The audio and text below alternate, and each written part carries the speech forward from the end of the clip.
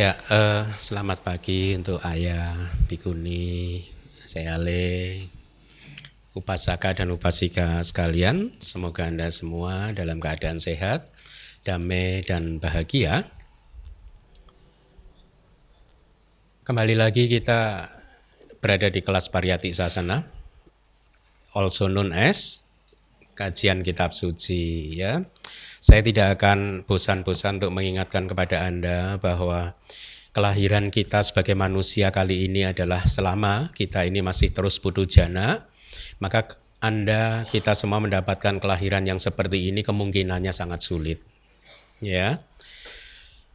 Oleh karena itu, kelahiran yang sudah kita dapatkan yang sangat sulit ini harus kita manfaatkan semaksimal mungkin, ya.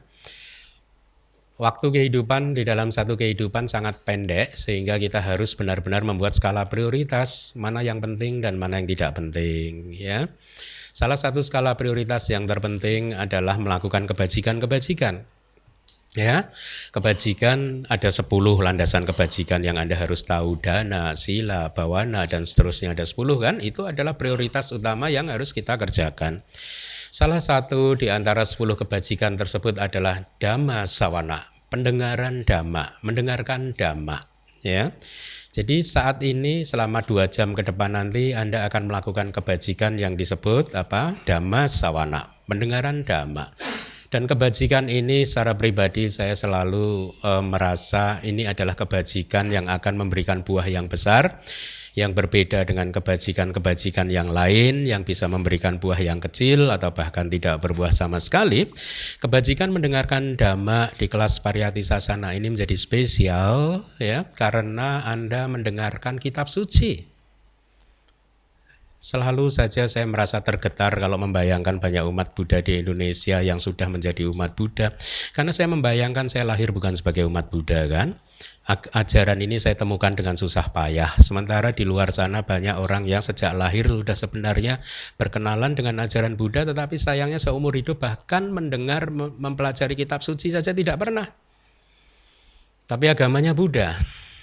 Betapa sungguh sayang dan sia-sianya kehidupan yang seperti itu, ya. Oleh karena itu kembali lagi, ya, kesempatan yang sangat berharga ini manfaatkanlah dengan sebaik-baiknya. Pelajarilah kitab suci dengan sebaik-baiknya. Apa yang disampaikan di kelas Pariyati Sasana ini adalah apa yang disampaikan oleh Buddha dan juga guru-guru kita sejak zaman Buddha sampai sekarang, yang diturunkan dari generasi ke generasi, dari guru-guru diturunkan ke murid, dari murid jadi guru, punya murid, diturunkan lagi ke murid. Seperti saya dulu waktu masih menjadi murid di Myanmar, saya mempelajari kitab suci, kemudian setelah sekarang menjadi guru, saya harus menularkannya kepada murid saya. Ya. Nah, jadi yang Anda pelajari ini bukan dhammatok biasa, ya, tapi dhammatok dari kitab suci yang dibabarkan sesuai dengan kitab komentar dan subkomentar. Jadi rujukannya itu jelas, usianya sudah ribuan tahun. Oleh karena itulah kenapa tadi saya katakan saya selalu secara pribadi berkeyakinan kebajikan ini adalah kebajikan yang kalau berbuah akan menghasilkan buah yang besar. Ya. Baik, oleh karena kelas kali ini adalah kelas saya maksudkan sebagai kelas yang terakhir. Tadi malam saya coba buka slide-nya, ternyata slide-nya masih cukup panjang. Maka saya dengan saya harus menghilangkan bagian pertama dari kelas, yaitu membaca sutanya. Ya, saya harapkan Anda semua sudah hafal sutanya. Ya, jadi di dalam kita lanjutkan saja pelajaran kita. Mungkin jadi agak sedikit lebih panjang hari ini, ya, karena memang slide-nya agak banyak, ya. Jadi di salah satu bagian sutta ada kata-kata dari Bahya seperti ini. Ajarkan saya dhamma wahai Bante. Itu kata-kata Bahya, permohonan Bahya kepada Buddha, ya. Begawan, ajarkan dhamma wahai Sugata, ya. Demi manfaat atau untuk manfaat dan kebahagiaanku dalam jangka yang panjang. Itu permintaan dari Bahya. Nah, sekarang penjelasan dari kitab komentarnya, untuk manfaat dan kebahagiaanku dalam jangka yang panjang, itu penjelasannya seperti ini. Jadi di kelas ini kalau ada kata-kata yang berwarna kuning, itu artinya dari kitab yang induk, sumber yang di atasnya, ya, yang tulisan berwarna putih adalah penjelasan dari kitab turunannya atau di sini kitab komentar ya. Penjelasannya adalah nasihat dhamma untuk manfaat pembebasan saya melalui jana dan lain-lain dalam waktu yang panjang dan untuk kebahagiaan melalui apa yang harus dicapai tersebut. Jadi Bahya memohon kepada Buddha untuk mengajarkan dhamma bagaimana supaya dia bisa mencapai jana, maga, pala dan merealisasi nibbana dengan demikian ya. Itu maksudnya. Nah, sekali lagi kalau kita tidak membuka kitab komentar, kita tidak tahu penjelasan-penjelasan seperti ini, bukan? Nah, waktu mendengar permohonan dari Bahya, Buddha kemudian menjawab, Bahya, sekarang bukan waktunya. Kami telah memasuki desa untuk dharma. Kami, jadi Buddha membahasakan dirinya sendiri, kami, karena juga di samping memang budaya India biasanya tidak akan mengatakan saya gitu. Indonesia juga kadang begitu kan, kita tidak memakai kata saya tapi kami kan. Tradisi India juga seperti itu gitu. Kebetulan ini juga Buddha sedang bersama-sama dengan para biku yang lain waktu berpindapata. Nah, yang menarik adalah kalau Anda tidak membaca kitab komentar, pada saat Buddha mengatakan Bahya sekarang bukan waktunya, Anda bisa berpersepsi sendiri. Oh iya, bukan waktunya karena sedang berpindapata. Oh iya, bukan waktunya karena mungkin Buddha sedang sibuk dan lain sebagainya. Tetapi lihat alasannya di dalam kitab komentar yang selalu Buddha itu mempunyai alasan yang penuh cinta kasih. Arti dari saat ini bukan waktunya untuk dhamma desana buat kamu, itu artinya tadi ya. Ya, akan tetapi lalu apakah yang dinamakan bukan waktunya buat begawan untuk mengajarkan praktek yang bermanfaat untuk semua buat makhluk gitu. Apa sebab begawan adalah seorang yang berbicara pada tepat waktu? Ini pertanyaannya yang akan dijawab di slide berikutnya. Dalam hal ini telah dikatakan bahwa dan di sini waktu dimaksudkan sebagai waktu kematangan indria yang siap menerima instruksi. Jadi begitu. Begawan mengatakan, no, sekarang bukan waktunya, belum waktunya Bahya, ya, bukan waktunya gitu. Artinya begawan tahu bahwa saat ini memang bukan waktu yang tepat untuk mengajarkan dhamma kepada Bahya. Kenapa? Karena indria Bahya belum matang. Indria itu adalah daya pengendali spiritual. Ada 5 indria, saddha, wirya, sati, samadhi, panya. Ya, selama 5 indria ini belum matang, maka siapapun tidak akan pernah bisa satu melihat realitas hakiki, melihat apa yang tidak tampak ini. Ya, kalau yang sudah belajar Abhidhamma tahu maksud saya, realitas hakiki itu cita-cetasika rupa, tidak tampak. Yang Anda lihat ini bukan cita-cetasika rupa. Ya, makanya dianggap bukan realitas hakiki dan makanya pengetahuan terhadap segala sesuatu yang tampak ini tidak akan menghasilkan kebijaksanaan yang bisa menghancurkan kilesa. Karena kebijaksanaannya sangat rendah, tidak dalam. Baru kalau mata samadhi Anda sudah kuat, Anda bisa melihat cetasika dan rupa, dan pada saat itu Anda akan mulai membangun kebijaksanaan sehingga kebijaksanaannya nanti pada saat mencapai puncaknya dia cukup kuat untuk menghancurkan kilesa.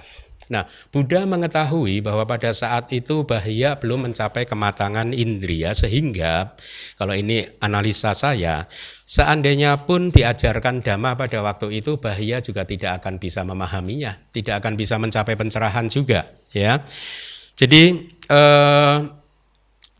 dengan indria-indria yang tidak matang seperti itu akan sangat sulit buat Bahya untuk menerima instruksi dari Buddha, ya. Oleh karena itu kemudian Buddha mengatakan setelah tahu bahwa ini bukan waktunya, beliau mengatakan kami telah memasuki desa untuk dharma. Ya, meskipun nanti pada akhir sutta juga dikatakan bahwa Bahya juga sebenarnya menjadi arahat pada saat juga kalau saya tidak salah sedang ada di jalan juga. Nanti kita lihat penjelasannya ya. Yang dimaksud dengan sulit diketahui di sini adalah kan begini, Bahya kan berkata setelah dijawab seperti itu tadi oleh Buddha, Bahya kembali berkata mendesak kepada Buddha, akan tetapi begawan ini sulit diketahui, bahaya-bahaya untuk kehidupan begawan dan juga bahaya-bahaya untukku sulit diketahui. Ya, maksudnya apa yang akan terjadi di belakang atau nanti itu sulit diketahui baik untuk Buddha sendiri maupun untuk Bahya.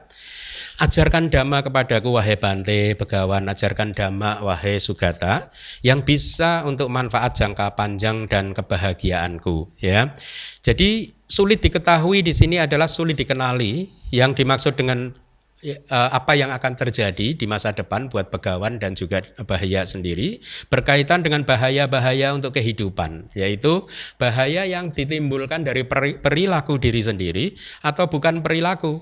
Ya, jadi ada dua, bahaya dari perilaku diri sendiri itu misalkan bahaya mungkin khawatir kalau beberapa saat kemudian dia akan melakukan karma buruk yang sangat berat yang bisa menjadi karma penghalang sehingga menutupi jalan pencapaian jana maga dan pala dia, ya.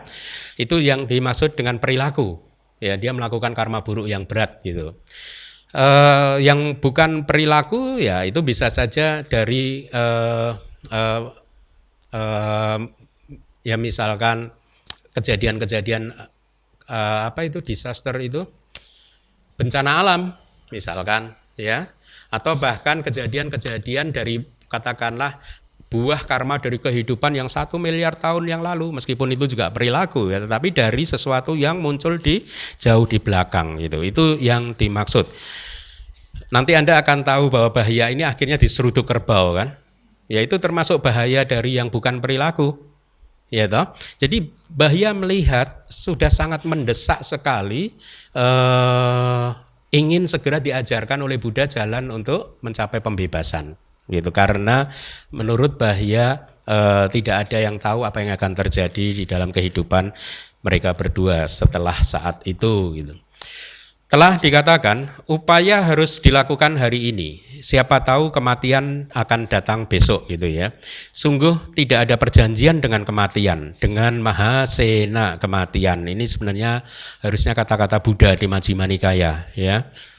Nah, Mahasena itu semacam pasukan besar. Ya, ini istilah yang sering dipakai di zaman India kuno.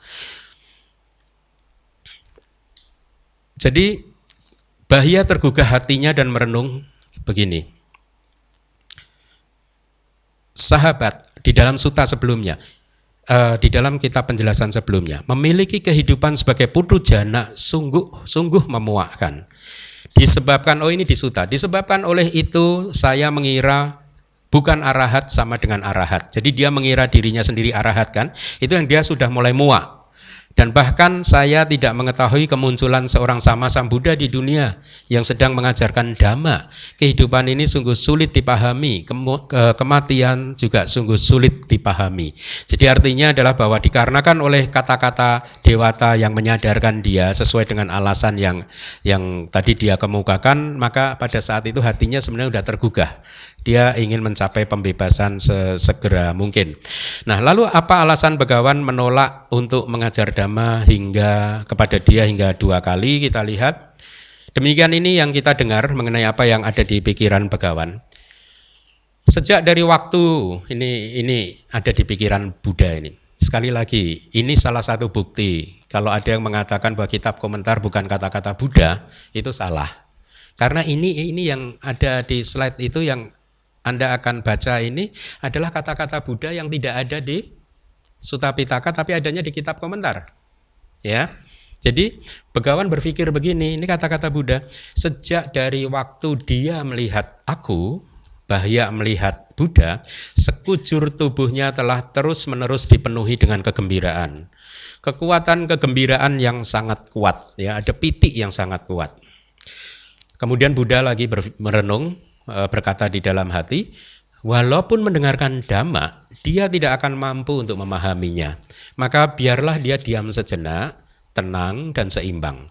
Oleh karena kedatangan dari perjalanan sejauh 120 yojana, tubuhnya pun pasti lelah sekali.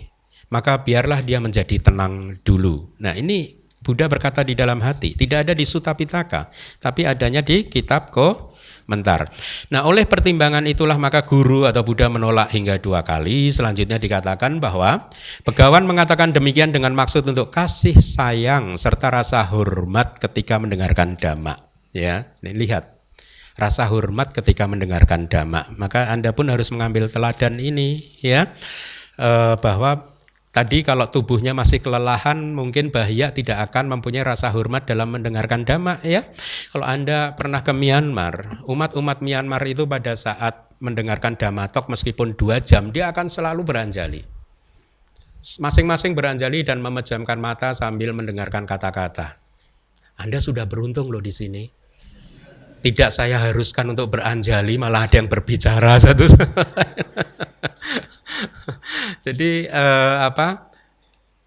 bahkan di kitab komentar pun dijelaskan pertimbangan Buddha karena supaya bahya bisa menghormati gitu ya.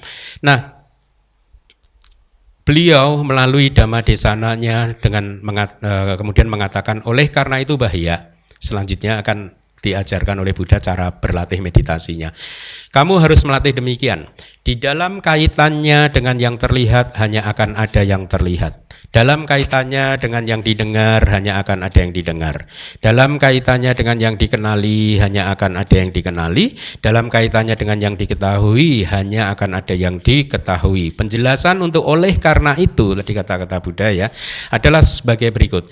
Karena bersemangat kamu bertanya banyak kepadaku ya, atau karena berbicara tentang bahaya di dalam kehidupan yang sulit diketahui dan indria yang telah masak, maka Buddha kemudian memberikan instruksi. Jadi pada saat Buddha mengatakan oleh karena itu karena Buddha mempertimbangkan itu tadi, oh bahayanya sudah bersemangat dan dia sudah mulai melihat bahwa indrianya sudah mulai matang. Ya, itu artinya. Harus melatih demikian. Tadi ada kan kata-kata di dalam sutanya ya. Artinya latihan yang harus dilakukan sesuai dengan 3 latihan, yaitu latihan adi sila, adi cita, dan adi panya. Ya, Anda bertemu dengan istilah baru. Apa itu adi sila? Ya, kan selama ini kita hanya mendengar sila, samadhi, dan panya ya. Tapi sekarang kita diperkenalkan dengan istilah adi sila, adi cita, adi panya. Adi sila itu penjelasannya adalah sila-sila yang merupakan 3 faktor dari jalan mulia berunsur 8, yaitu apa? Sama waca, sama kamanta, sama ajiwa. Ucapan benar, perbuatan benar, dan juga penghidupan benar. Pada saat 3 faktor ini sudah berkembang maksimal dan sempurna, maka dia disebut adi sila. Sila yang lebih tinggi artinya. Bukan sila Anda sehari-hari ini, tetapi ini sudah sila yang lebih tinggi karena muncul dari 3 faktor dari jalan mulia berunsur 8 yang merupakan sila kanda. Sila kanda itu agregat sila. Seperti yang Anda ketahui, jalan mulia berunsur 8 itu bisa dibagi menjadi sila, samadhi, dan panya kan. Disebutnya sebagai sila kanda, samadhi kanda, dan panya kanda, agregat sila, agregat samadhi, dan agregat kebijaksanaan. Nah, agregat sila itulah kalau dia sudah berkembang maksimal disebut sebagai adi sila atau sila yang lebih tinggi. Kemudian adi cita adalah cita atau kesadaran yang lebih tinggi, yaitu pada saat agregat samadhi telah berkembang dengan maksimal. Agregat samadhi itu adalah sama wayama, usaha benar, sama sati, perhatian benar, dan juga sama samadhi atau konsentrasi benar. Adi panya adalah kebijaksanaan yang lebih tinggi. Ini tidak lain dan tidak bukan pada saat 2 faktor dari jalan mulia berunsur 8 berkembang dengan maksimal, dengan baik, yaitu sama titik dan sama sang kapa. Ya, itu merupakan panya kanda atau agregat kebijaksanaan. Selanjutnya, berkaitan dengan yang harus dilatih, guru menjelaskan dan berkata, di dalam apa yang terlihat hanya akan ada yang terlihat. Nah, kita mulai dengan apa yang sejak awal di kelas pertama saya katakan, seringkali guru yang menyampaikan sutta ini mengquote secara bebas dan akhirnya tidak menyampaikan sesuai dengan ajaran yang benar. Ya, mari Anda lihat ajaran yang benar itu yang seperti apa. Tidak sesederhana pada saat guru memberi instruksi kepada Anda, bermeditasilah ketika ada yang melihat terhadap sesuatu yang terlihat hanya akan ada yang terlihat, terhadap sesuatu yang didengar hanya akan ada yang didengar, dan seterusnya. Tidak sesederhana itu meditasinya. Ya, mari kita lihat. Sehubungan dengan hal tersebut, penjelasan untuk di dalam apa yang terlihat, ada yang terlihat semata, itu adalah berkaitan dengan landasan indriawi bentuk. Nah, tadi malam yang belajar Abhidhamma sudah mempelajari istilah ini, rupa ayatana. Landasan indriawi bentuk ini secara awam disebut sebagai objek mata Anda. Tetapi sesungguhnya objek mata Anda ini juga bukan landasan indriawi bentuk. Ini hanya secara konvensional. Ya, di dalam meditasi Anda harus bisa, katakanlah Anda melihat ke arah saya saat ini, Anda harus bisa melihat komponen pembentuk tubuh jasmani saya yang merupakan terdiri dari partikel-partikel subatom yang secara teknis disebut rupa kelapa, ya, atau klaster materi. Dia wujudnya kecil sekali, muncul lenyap. Jadi kalau Anda saat ini melihat ke arah saya, Anda belum melihat objek bentuk.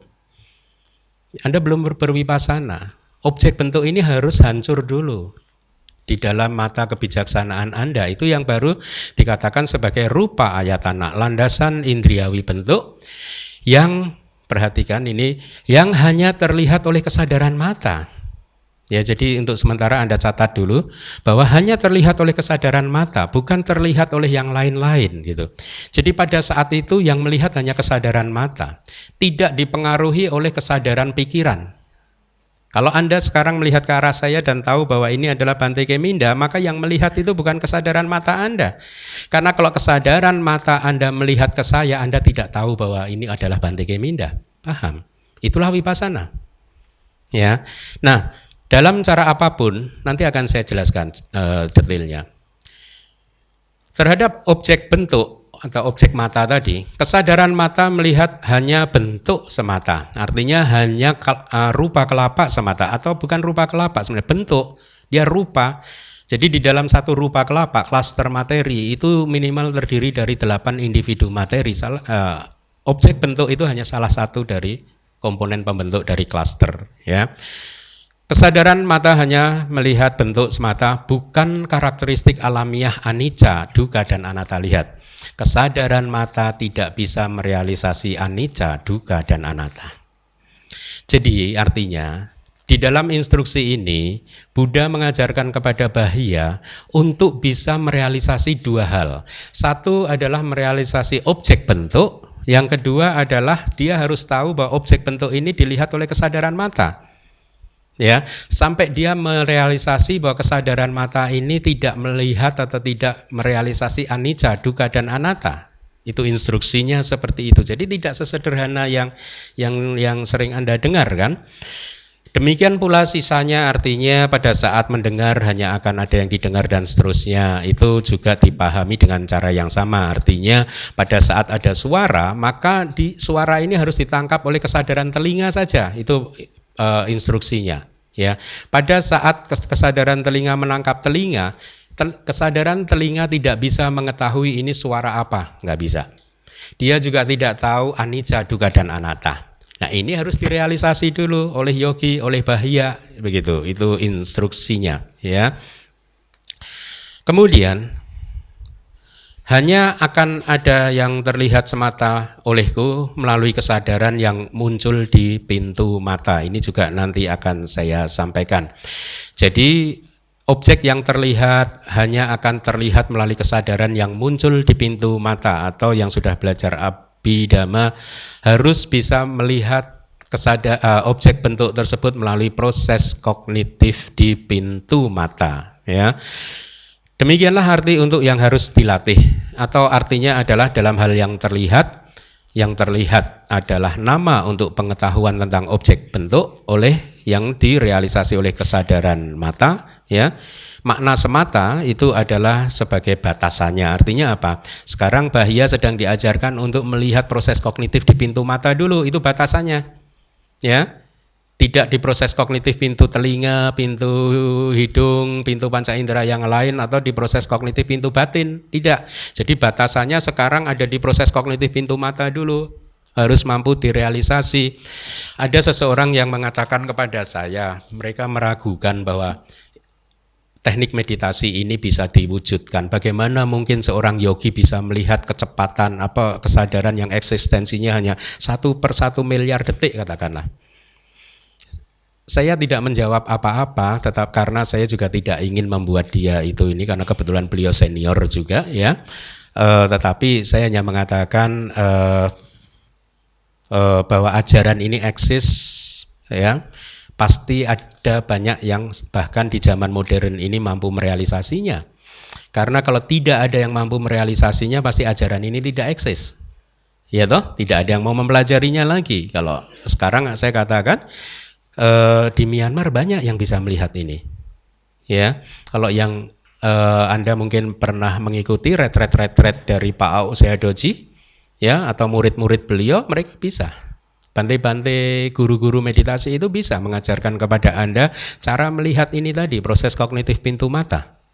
Ya, jadi ini bukan semata-mata teori, tetapi bahkan di zaman modern ini banyak bante yang bisa atau banyak yogi yang bisa melihatnya. Jadi oleh karena yang terlihat adalah ukurannya, maka dikatakan yang terlihat semata, akan ada kesadaran mata yang hanya melihat saja, tidak dicampuri dengan yang lain-lain, misal yang didengar dan lain-lain, atau yang dipersepsikan, atau bahkan pikiran. Ketika Anda merasa saat ini ada pikiran saya sedang melihat Bante Keminda, maka Anda sedang tidak melihat saya dengan kesadaran mata Anda loh. Anda mempersepsikan saya di hati Anda, bukan di kesadaran mata. Karena kalau benar-benar melihat melalui kesadaran mata, Anda tidak tahu saya ini Bante Keminda, dan bahkan Anda tidak sempat berpikir bahwa ini saya sedang melihat. Pemahaman saya sedang melihat muncul itu belakangan. Ya, jadi Anda udah kehilangan momen yang sangat cepat tadi, ya, kehilangan, tidak sempat teramati, kemudian Anda hanya kemudian menduga dari persepsi masa lalu, oh ini Bante Keminda. Ya, nah, jadi ketika Anda melihat objek dan masih mempunyai persepsi saya sedang melihat atau saya sedang mendengar atau objek itu berwarna merah, kuning, hijau dan lain sebagainya, maka Anda tidak bermeditasi. Ini instruksi yang diajarkan oleh Buddha kepada Bahya. Ya, mari kita lanjutkan. Hal ini telah dikatakan dalam hal apapun. Kesadaran mata tidak menyenangi bentuk yang telah tiba dalam jangkauan, tidak marah dan tidak berkhayal. Ya, jadi pada saat benar-benar bermeditasi dengan menembus kesadaran mata yang melihat objek bentuk, maka pada saat itu tidak ada loba, dosa, moha. Ya, tidak ada keserakahan, tidak ada kebencian, tidak ada delusi yang di sini diterjemahkan jadi tidak ada tidak menyenangi itu ekspresi untuk loba, tidak marah itu untuk dosa, dan tidak berkhayal itu untuk delusi gitu. Jadi kesadaran mata muncul tanpa keserakahan, kebencian dan delusi, artinya loba, dosa, moha itu muncul pada momen belakangan. Ya, setelah kesadaran mata itu lenyap, maka loba, dosa muncul, bisa saja muncul gitu. Nah, selanjutnya, atau yang dinamakan yang terlihat adalah objek bentuk yang terlihat oleh kesadaran mata. Yang dinamakan yang terlihat semata adalah 3 kesadaran yang muncul persis di sana, artinya setelah kesadaran mata, yaitu kesadaran yang menerima, kesadaran yang menginvestigasi, dan kesadaran yang memutuskan. Ya. Saya akan sampaikan ini proses kognitifnya.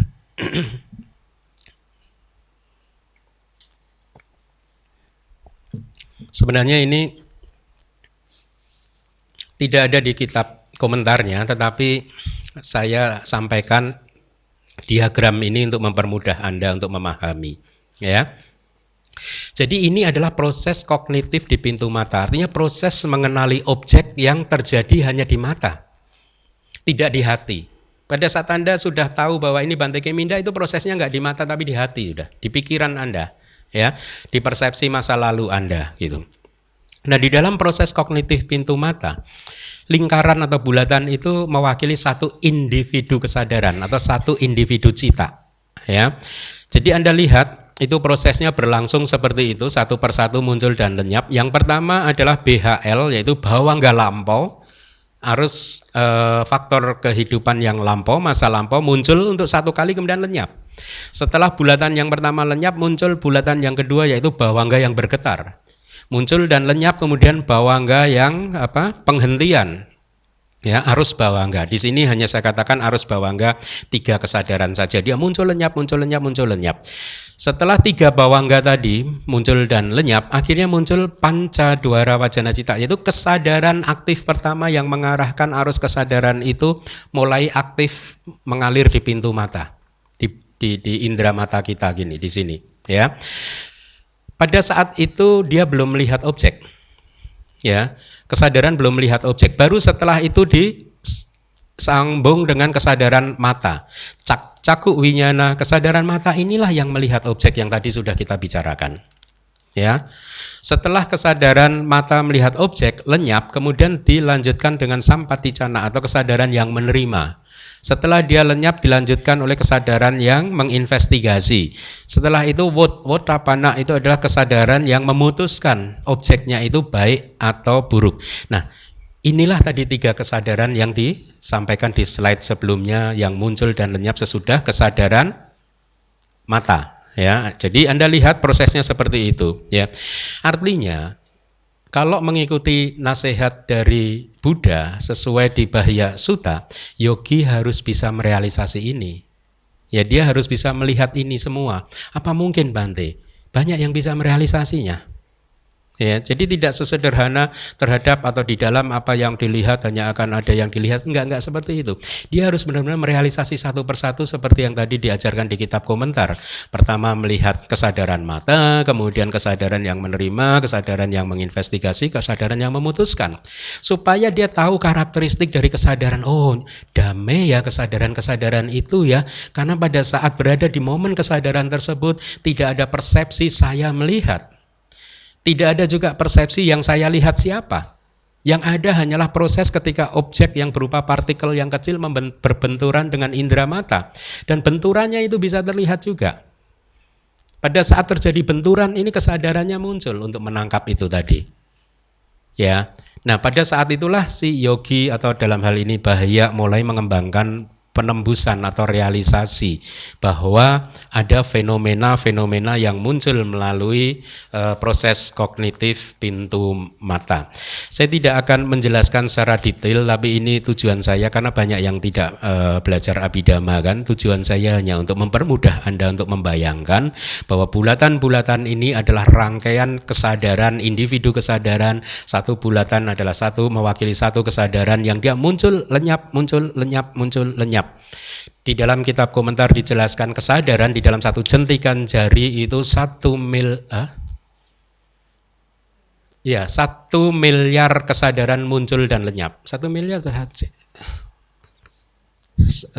juta kali 100.000 kali 10 juta berapa? 1 triliun ya? Ya 1 triliun. 1 triliun.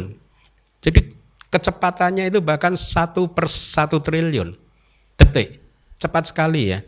Makanya banyak yang tidak percaya kan bahwa ada yang bisa melihatnya. Tetapi banyak guru yang masih bisa mengajarkan kepada Anda untuk bisa merealisasi ini. Nah, itu tadi adalah proses kognitif di pintu mata seperti yang sudah saya sampaikan. Di proses ini Anda belum melihat objek itu Bante Keminda atau siapa.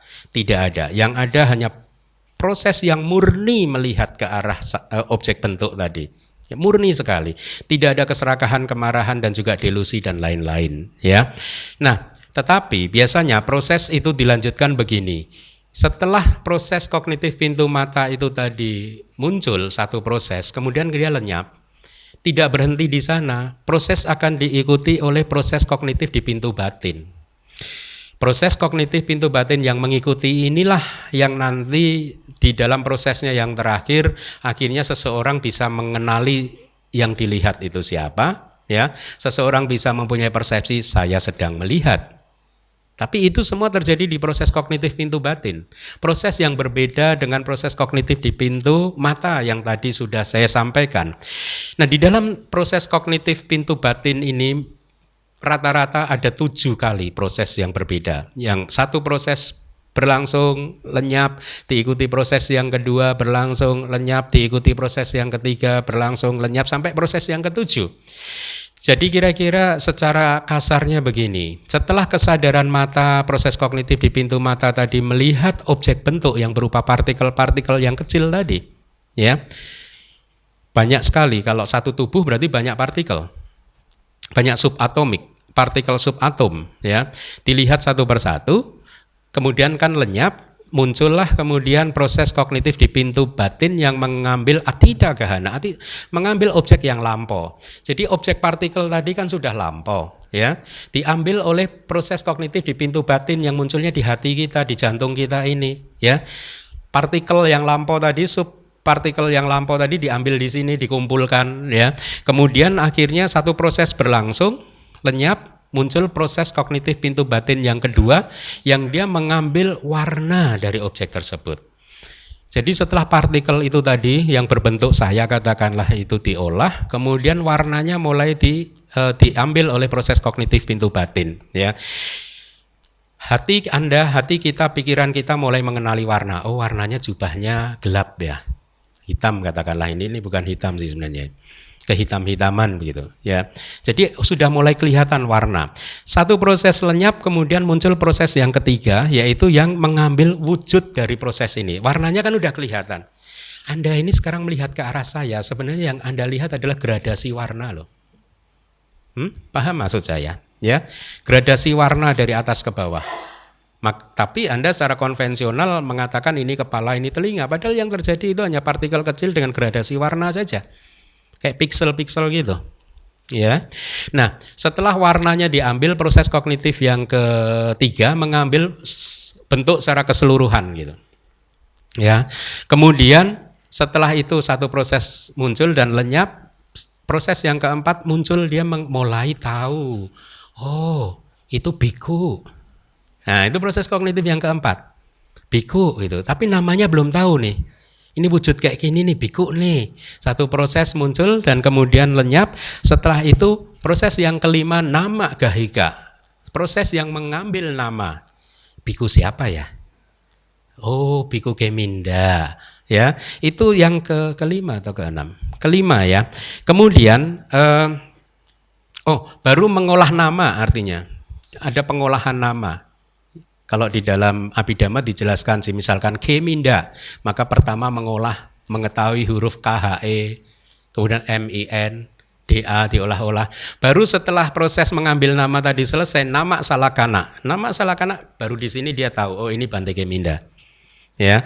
Setelah itu, ya, setelah mengetahui bahwa ini Bante Geminda, maka proses kognitif di pintu batin selesai. Karma yang terwujud di proses kognitif yang terakhir ini bisa sangat kuat sekali, sehingga bisa mempunyai potensi untuk memunculkan kelahiran kembali atau bahkan atau tidak ya, tergantung. Maksudnya kalau dia mengarah kepada pembebasan ya nanti akan muncul maga dan pala dan seterusnya. Nah, demikianlah proses secara sederhana yang bisa saya sampaikan. Maksud saya ingin memberikan gambaran kepada Anda bahwa instruksi meditasi yang diberikan Buddha kepada Bahya tidak sesederhana yang kita sering mendengarnya. Selanjutnya, dalam hal apapun, kesadaran tersebut tidak menyenangi, tidak ada loba, artinya tidak marah, dosa, tidak menghayalkan, delusi. Ketika objek bentuk telah tiba dalam jangkauan secara demikian, artinya objek bentuk itu tiba dalam jangkauan indera mata, dengan tolok ukur kesadaran yang menerima dan lain-lain, artinya tiga kesadaran tadi, kesadaran yang menerima, yang menginvestigasi, dan yang memutuskan, maka di sini dikatakan saya akan memunculkan impuls. Ya. Jadi artinya katakanlah ini kalau yang merealisasi adalah Bahya, setelah melihat kesadaran mata, kesadaran yang menerima, yang menginvestigasi dan yang memutuskan yang sedemikian damainya karena tidak ada loba dosa moha, maka muncul tekad, oh berarti ada nih keadaan di mana tidak ada loba dosa dan moha ini. Maka dia akan memunculkan tekad supaya impuls atau jawanannya juga tidak ada loba dosa dan moha, itu tahapan pertamanya.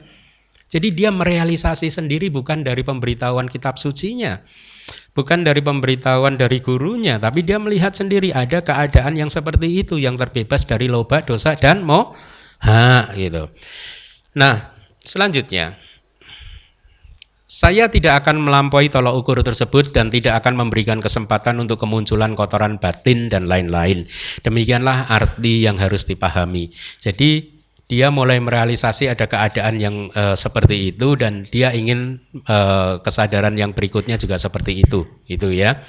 Tidak ada loba dosa moha artinya. Selanjutnya, penjelasan untuk yang dikenali hendaknya dipahami sebagai landasan indriawi ganda, rasa, dan objek sentuhan bersama dengan kesadaran yang mempertahankan objek. Jadi ini penjelasannya. Kan kalau di sutanya kan ada kalimatnya begini kan, di dalam kaitannya dengan yang terlihat hanya akan ada yang terlihat. Di dalam kaitannya dengan yang didengar hanya akan ada yang didengar, berarti telinga kan. Tapi yang ketiga ini maksudnya apa? Dalam kaitannya dengan yang dikenali, mute. Itu apa maksudnya? Ternyata dijelaskan di sini bahwa itu adalah yang dikenali itu maksudnya adalah objek untuk hidung, objek untuk lidah, dan objek untuk tubuh, itu maksudnya. Ya, dan juga kesadaran yang mempertahankan objek itu yang muncul setelah jawana atau setelah impuls. Ini sangat abhidhamma sekali. Makanya di kelas yang bahia yang pertama kalau tidak salah saya mengingatkan yang nanti kalau penjelasan sudah sampai ke abhidhamma jangan komplain ke saya ya. Mentang-mentang Bante guru abhidhamma lalu semua dianalisa sesuai abhidhamma. No, ini bukan saya ini kitab komentar. Ya, ini penjelasan dari guru-guru di masa lalu ya, makanya inilah dharma yang sejati. Makanya ini yang saya katakan tadi, mendengarkan dhamma yang seperti ini bisa mempunyai kekuatan yang sangat besar, memberikan buah yang sangat besar. Kebajikan Anda sangat besar, ya. Nah, mari kita lanjutkan. Metode ini juga dipakai dalam kaitannya dengan sesuai dengan apa yang tadi yang sudah disampaikan ya. Kesadaran mata juga berlaku caranya dengan kesadaran telinga. Karena pada saat Anda bermeditasi dengan guru yang terampil, Anda benar-benar akan diarahkan untuk mengamati apa yang terjadi di indera mata, indera telinga satu persatu. Satu persatu. Setelah panca indera selesai, kemudian juga yang melalui batin di hadaya watu juga akan diinstruksikan juga. Jadi semua akan dianalisa oleh yogi, ya. Nah, selanjutnya di dalam apa yang diketahui ada yang diketahui semata, itu artinya akan tetapi di sini yang dinamakan yang diketahui adalah objek yang diketahui oleh yang mengarahkan ke pintu batin. Ini istilah teknis lagi. Kesadaran yang mengarahkan ke pintu batin adalah batasnya karena ketika objek tersebut diketahui yang ada hanya diketahui semata. Maksudnya apa coba? Inilah instruksi yang sering mungkin diajarkan atau Anda dengar. Pokoknya kalau begitu ada yang diketahui cukup diketahui saja, berhenti di sana. Tapi ternyata tidak seperti itu. Artinya apa? Anda yogi diminta untuk melihat mano dwara wajana cita. Kesadaran yang mengarahkan ke pintu batin. Ya, kesadaran yang mengarahkan ke pintu batin itu yang sudah saya beri garis merah itu loh. Ya, itu di dalam satu proses kognitif pintu batin, cita satu persatu muncul lenyap seperti itu. Kesadaran yang nomor 4 dari sebelah kiri itu yang dimaksudkan di slide sebelumnya, kesadaran yang mengarahkan ke pintu batin. Jadi si yogi guru akan mengajarkan muridnya untuk melihat proses ini dan melihat apa yang terjadi ketika kesadaran yang mengarahkan ke pintu batin itu muncul mengambil objeknya. Supaya si yogi dapat insight, dapat pengetahuan yang mendalam tentang fenomena ini, itu ya. Selanjutnya, dengan cara apapun, kesadaran yang mengarahkan tidak menyenangi, tidak marah, tidak menghayalkan. Artinya, pada saat kesadaran tadi yang saya beri tanda panah merah tadi, pada saat itu loba dosa moha tidak ada. Nah, kalau bahia sudah melihat, oh ternyata pada saat kesadaran tidak ada loba, dosa, dan moha itu damainya seperti itu ya. Ini kan realisasi. Ya. Jadi sekali lagi bukan karena mendengar penjelasan dari guru atau membaca kitab suci, tapi bahaya diminta untuk melihat langsung. Ya. Nah, tidak ada loba dosa moha pada saat itu, dan tanpa memberikan kesempatan loba dosa moha untuk muncul, saya akan menegakkan kesadaran hanya dengan kesadaran yang mengarahkan tadi sebagai tolok ukurnya. Paham nggak? Dia ingin mempunyai kualitas hati yang sedamai itu, yang dimana tidak ada loba dosa moha. Ya, dalam hal ini adalah maknanya. Gitu. Selanjutnya. Oleh karena itu, bahaya kamu harus melatih demikian, itu artinya latihan yang demikian ini bahaya, hendaknya dilatih dengan melalui kepatuhan terhadap 3 latihan, yaitu apa? Latihan moralitas, sila, samadhi, dan panya. Jadi jelas ya, tidak boleh ditawar. Panya yang paling susah, Bante. Kalau sila samadhi aja boleh ya? Gak bisa. Jadi harus 3, sila, samadhi, dan panya. Jadi inilah instruksi yang diajarkan oleh Buddha kepada bahaya. Sederhana tidak? Aduh, mendengarnya aja udah ngantuk, Bante. Apalagi melatih. Justru kalau melatih gak mengantuk Anda. Ya. Nah sekarang Anda sudah bisa mengukur kira-kira Anda di samsara masih berapa lama lagi. Ya, udah bisa kelihatan belum? Ukurannya kelihatan belum? Semakin ngantuk Anda semakin lama. Kalau Anda tertarik, wah berarti sebentar lagi Anda keluar dari samsara. Karena kayak bahaya tadi kan, begitu ketemu Buddha kan tertarik dia, gembira meluap kan, pitiknya kan. Jadi demikianlah setelah membagi objek untuk vipassana yang dipecah menjadi 6 objek yang berbeda ke dalam 4 bagian, yaitu yang terlihat, yang didengar, yang dikenali, dan yang diketahui. Jadi Anda tahu ya, yang berwarna kuning itu hanya ada 4, yang terlihat, yang didengar, yang dikenali, dan yang diketahui. Tapi sebenarnya ini adalah mencakup 6 objek. Karena yang terlihat adalah objek mata, yang didengar adalah objek telinga, yang dikenali itu adalah objek hidung, lidah, dan tubuh, yang diketahui itu adalah objek pikiran, batin. Udah lengkap ini, proses kognitifnya udah lengkap diajarkan. Bersama dengan 6 kesadaran sesuai dengan kecenderungan bahaya, kemudian Begawan menunjukkan, nah sekarang baru Buddha akan menunjukkan perinya. Perinya itu pengetahuan akurat. Ada 2 yang akan ditunjukkan oleh Buddha kepada bahaya, yaitu pengetahuan akurat tentang yang harus diketahui, nyata perinya, dan pengetahuan akurat yang berasal dari investigasi, tirana parinya, ya. Apa itu maksudnya? Mari kita lihat bagaimana. Di sini landasan indriawi bentuk atau objek mata tadi yang sudah saya sampaikan adalah nama untuk yang terlihat dalam arti sebagai yang harus dilihat. Akan tetapi maknanya adalah penglihatan melalui kesadaran-kesadaran yang muncul di pintu tersebut bersama dengan kesadaran mata. Jadi ini yang harus diketahui. Pengetahuan akurat yang harus diketahui, yaitu bahaya diminta oleh Buddha untuk mengetahui proses kognitif pintu mata yang sesuai diagram yang tadi sudah saya sampaikan. Harus diketahui satu persatu. Oh, ini bawangga.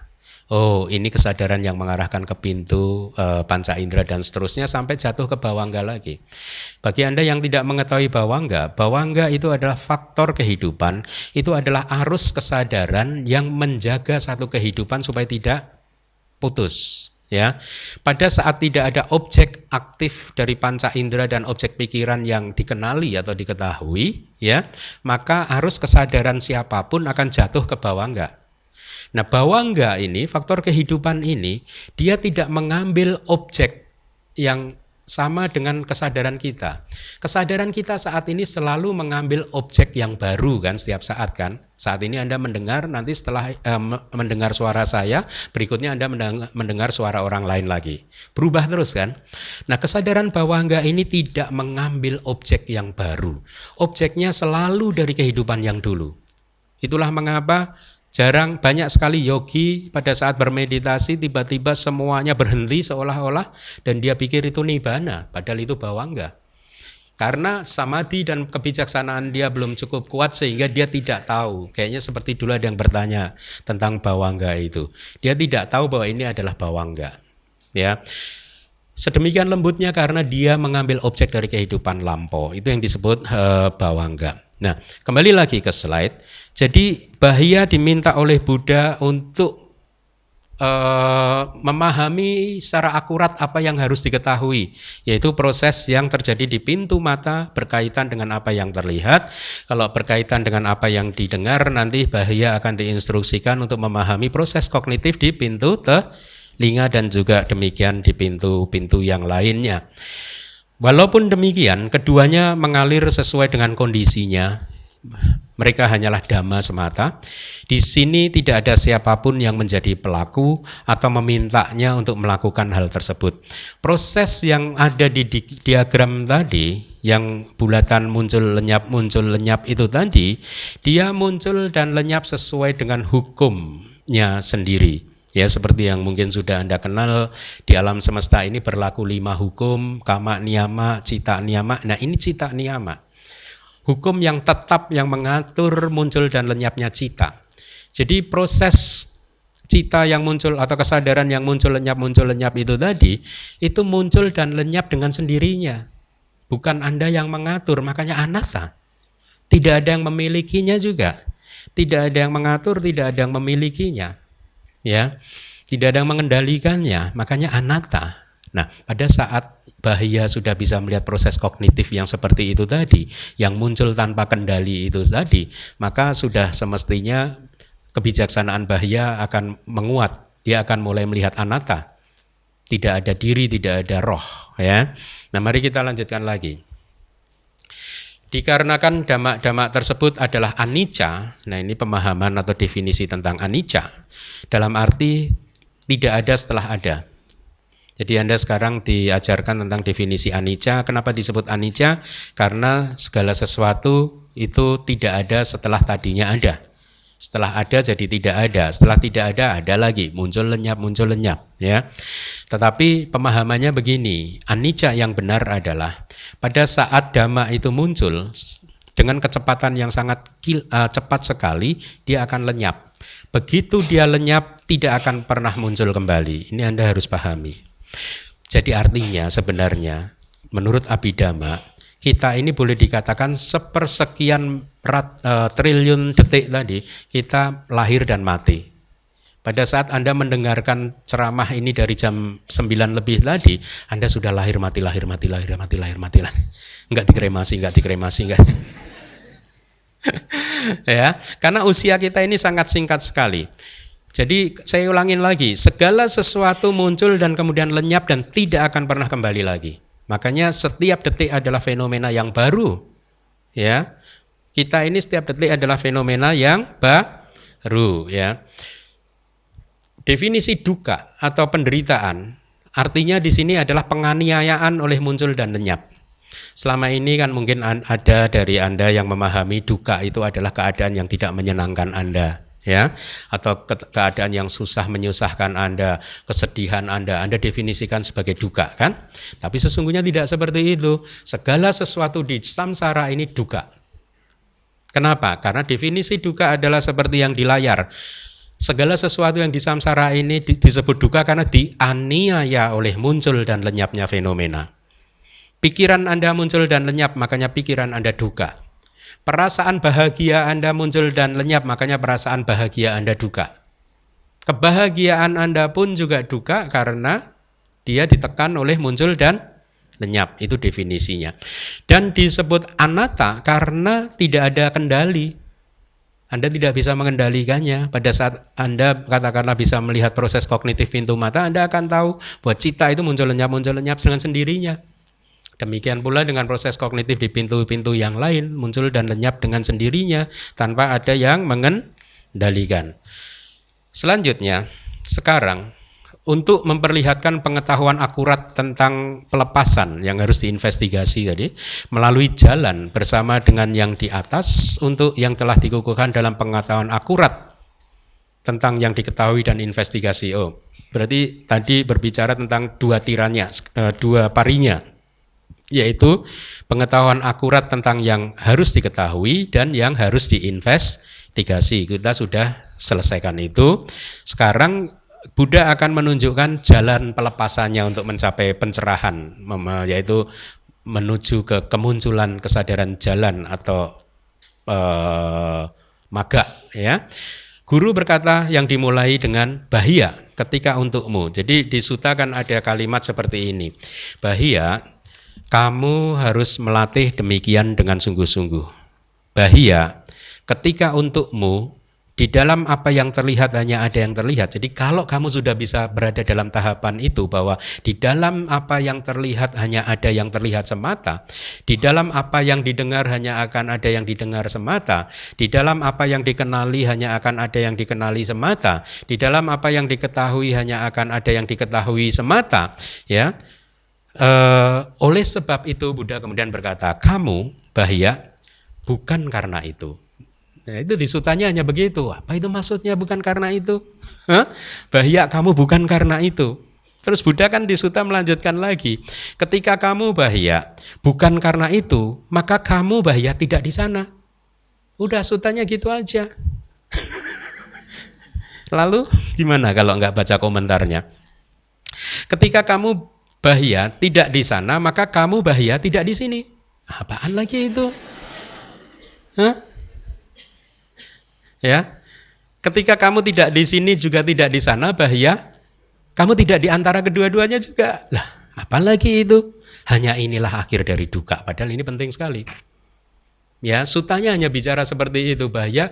Kamu bukan karena itu, kamu bukan di sini, kamu bukan di sana, kamu bukan di antara keduanya juga. Selesai. Itulah akhir duka. Ya, statement yang penting ini tidak akan diketahui kalau kita tidak bisa membongkar kitab komentarnya. Ya, nah mari kita lihat kalimat oleh sebab itu, kamu bahaya bukan karena itu artinya bahaya. Kamu bukan disebabkan oleh objek bentuk yang terlihat atau oleh loba dosa moha yang muncul sebagai reaksi kamu di jawana terhadap objek bentuk tadi. Ya, jadi di sini Buddha mengatakan begini, bahaya. Kamu Kamu bukan itu ya. Bukan karena itu, artinya apa? Terhadap objek bentuk, ya. Tadi dikatakan bahwa bahaya, kamu bukan disebabkan oleh objek bentuk. Maksudnya begini kan, kita sering sekali terserap kepada objek bentuk kan? Ya, katakanlah Anda baru membeli rumah yang baru. Apapunlah benda yang Anda sangat sukai. Maka Anda terserap ke objek tersebut seolah-olah itu adalah Anda di situ. Atau itu milik Anda. Akan muncul pemahaman ini milik saya, atau saya bahkan terserap di objek yang sangat saya sukai tersebut. Tapi di sini Buddha mengatakan kamu bukan karena itu, artinya kamu bukan disebabkan oleh objek bentuk yang terlihat itu tadi. Itu adalah dua hal yang berbeda. Atau misalkan loba dosa moha itu muncul sebagai reaksi terhadap objek itu tadi, kamu juga bukan dikarenakan itu bukan kamu, maksudnya begitu loh. Ya, itu hanyalah loba, dosa, moha. Itu hanyalah kesadaran mata, kesadaran yang menerima, kesadaran yang menginvestigasi dan seterusnya. Ya, tapi seorang pudujana mengidentifikasi pengalaman ini sebagai saya melihat, saya mendengar dan seterusnya. Betul. Nah, sekarang Buddha mengatakan kamu bukan karena itu gitu. Jadi demikian pula halnya terhadap objek suara dan lain-lain. Ini adalah ajaran tentang anatta, ya. Jadi kualitas kedamaian dan kebahagiaan atau bahkan eksistensi Anda itu sebenarnya tidak disebabkan oleh objek yang Anda lihat, Anda dengar dan lain sebagainya. Itu maksudnya. Jadi kalau Anda bahagia bukan karena Anda apa yang Anda lihat, itu kalau bahasa sehari-harinya. Paham? Ya. Bante, saya sekarang bahagia loh. Kenapa? Tadi saya mendengar suami saya memuji-muji atau istri saya kan upasika, kamu bukan karena itu. Ya. Jadi tidak ada objek apapun yang membuat eksistensi Anda, menciptakan eksistensi Anda, ya. Karena memang tidak ada Anda gitu, ya. Jadi itu semua hanyalah proses alamiah saja. Seperti yang sudah saya sampaikan, pada saat batang korek api dan kotak korek api digesekkan, maka apinya menyala. Kan proses alamiah kan? Mari kita lanjutkan. Ini adalah yang telah dikatakan oleh Buddha, bahaya. Pada saat itu, dikarenakan oleh itu, artinya dikarenakan oleh di dalam apa yang dikarenakan oleh yang terlihat, yang terdengar dan seterusnya, Kamu akan menjadi yang terlihat dan lain-lain semata dengan pengetahuan yang tidak salah mengenai karakteristik alamiah mengikuti metode yang telah disampaikan olehku. Artinya di sini adalah bahwa Bahya diharapkan untuk bisa mengenali karakteristik alamiah dari masing-masing. Oh, ternyata kesadaran mata itu karakteristik atau fungsinya hanyalah untuk melihat saja. Kesadaran yang menerima fungsinya hanya untuk menerima objek saja. Kesadaran yang menginvestigasi fungsinya hanya untuk menginvestigasi objek saja. Kesadaran yang memutuskan fungsinya untuk memutuskan saja objek ini baik atau buruk. Ya, itu yang diharapkan. Ya. Nah, tetapi sering kali kita secara keliru mengidentifikasi proses itu dengan melibatkan persepsi tentang adanya aku dan milikku. Ya, itulah putujana, makanya ada penderitaan. Mari kita lihat lagi masih kata-kata Buddha. Ketika itu, dikarenakan oleh itu, kamu tidak akan bersama dengan nafsu dan lain-lain yang terikat pada yang terlihat dan lain-lain. Tidak akan menjadi tergila-gila, jahat atau khayalan, itu artinya, makanya saya beri tanda kutip, itu Buddha sedang mengajarkan anatta. Kamu tidak akan menjadi loba, tidak akan menjadi dosa, dan tidak akan menjadi moha. Karena dengan kata lain sesungguhnya itu hanyalah loba, dosa, moha saja, bukan kamu. Karena memang tidak ada kamu. Oleh karena kualitas penanggalan nafsu, penghancuran nafsu atau loba, dosa, moha, tidak akan ada keadaan yang terikat bersama dengan yang terlihat dan lain-lain tersebut. Artinya begini, kalau Bahya sudah berhasil menghancurkan loba, dosa, moha, maka itulah yang disebut sebagai pembebasan. Terbebas, sudah tidak terikat lagi kepada apapun, tidak terikat pada objek. Maksudnya apa tidak terikat pada objek? Anda bayangkan dalam kehidupan sehari-hari, berapa banyak di dalam kehidupan sehari-hari kebahagiaan Anda ataupun ketidakbahagiaan Anda sangat dipengaruhi oleh dunia di sekeliling Anda. Paham? Ya, kalau orang yang Anda cintai sedang baik hati kepada Anda bahagia, betul? Kalau orang yang Anda cintai sedang tidak baik pada Anda menderita, benar? Itu artinya orang yang Anda sukai itu tadi, yang Anda sayangi itu tadi, itu mengendalikan kehidupan Anda. Betul? Makanya Anda terikat, itu yang disebut Anda terikat. Nah, di sini Buddha mengatakan kalau kamu sudah bisa merealisasi ini semua, maka loba, dosa, dan moha hancur. Pada saat itulah kamu tidak terikat lagi. Bahasa konvensionalnya begitu ya. Selanjutnya, oleh sebab itu kamu Bahya tidak di sana. Nah, ini tadi artinya apa? Tidak di sana. Apabila setiap kali kamu tidak menjadi tergila-gila karena loba, dosa, dan moha, ya, pada saat itu maka kamu tidak akan menjadi objek yang terlihat. Artinya apa? Kita tidak akan terserap kepada objek-objek tersebut. Seperti yang saya tadi katakan, kita tidak terikat pada objek-objek tersebut. Jadi di sini Buddha menjelaskan bahwa ketika batin itu telah bebas dari kilesa, maka seseorang tidak akan mengidentifikasikan dirinya ya sebagai atau dengan standar atau dengan dengan tolak ukur objek yang dilihat, didengar, dan seterusnya. Maksudnya begini, ya. Kalau Anda melihat sesuatu, coba Anda renungkan, akan muncul dua identifikasi. Katakanlah Anda melihat mobil, nanti keluar Anda melihat mobil, Anda akan muncul dua identifikasi ini. Salah satunya, itu bukan mobil Anda atau itu mobil Anda. Betul tidak? Ya, bahwa itu bukan mobil Anda atau itu bukan Anda muncul sebagai efek karena adanya pemahaman keliru, adanya diri, adanya saya. Jadi pandangan salah yang menganggap ada diri, ada roh, ada saya, ada aku akan memberikan konsekuensi adanya milik saya. Betul tidak? Apapun, Anda keluar nanti melihat anak kecil di luar sana akan ada dua kemungkinan. Itu bukan anak Anda atau itu anak Anda. Anda, akunya ada selalu di sana. Ini yang dimaksud. Ya, identifikasi apapun dalam konteks aku dan milikku itulah yang dimaksudkan di sini. Nah, padahal bagi mereka yang sudah bisa merealisasi proses melihat itu tadi atau proses mendengar melalui proses kognitif di pintu mata, mereka akan tahu bahwa sesungguhnya proses melihat ini, Anda sekarang bisa melihat ke arah saya, mungkin Anda berpikir bahwa Anda sedang melihat ke arah saya. Tetapi sekarang saya beritahu, fenomena sejatinya adalah sesungguhnya indera mata Anda melihat ke arah saya itu karena gabungan dari berbagai kondisi, 4 kondisi. 1, indera mata Anda sehat. Betul. Kalau tidak sehat Anda bisa melihat. Terus syarat yang kedua, adanya objek bentuk. Adanya objek ini kan, ya, yang masuk dalam jangkauan mata Anda. Kebetulan saya ini masuk dalam jangkauan mata Anda. Ya, mobil yang parkir di depan sana juga objek untuk mata loh. Tapi Anda bisa melihatnya enggak? Kenapa tidak bisa? Karena tidak masuk dalam jangkauan mata Anda. Ya. Kemudian syarat yang ketiga adalah adanya cahaya. Syarat yang keempat adalah adanya perhatian. Jadi gabungan dari 4 kondisi inilah ketika bergabung maka Anda bisa melihat. Maksud saya adalah sebenarnya melihat adalah muncul karena adanya 4 kondisi ini. Sekarang bayangkan kalau 4 kondisi ini satu aja nggak ada. Katakanlah seseorang yang indera matanya sudah rusak. Bisa melihat tidak? Tidak ada roh diri aku sehebat apapun yang bisa melihat kalau bola matanya rusak. Makanya tidak ada roh, tidak ada diri. Atau syarat yang kedua tidak ada cahaya.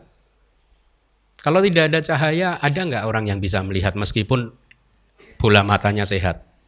Nggak bisa. Jadi kalau salah satu syarat ini saja tidak terpenuhi, proses melihat tidak terjadi. Lalu di mana rohnya? Di mana akunya? Di mana dirinya? Makanya tidak ada roh, tidak ada aku, tidak ada diri. Yang ada hanyalah proses alamiah. Begitu 4 ini bertemu, prosesnya terjadi. Ya, itulah anatta. Kita lanjutkan. Dalam apa yang terlihat, yang didengar, yang dikenali, atau yang diketahui tersebut, pengertian demikian, ini milikku, ini aku, ini roh atau diriku, tidak akan menjadi kokoh, menempel melalui tanha, nafsu kehausan, kesombongan, mana, dan juga pandangan salah. Jadi jelas ya, pada saat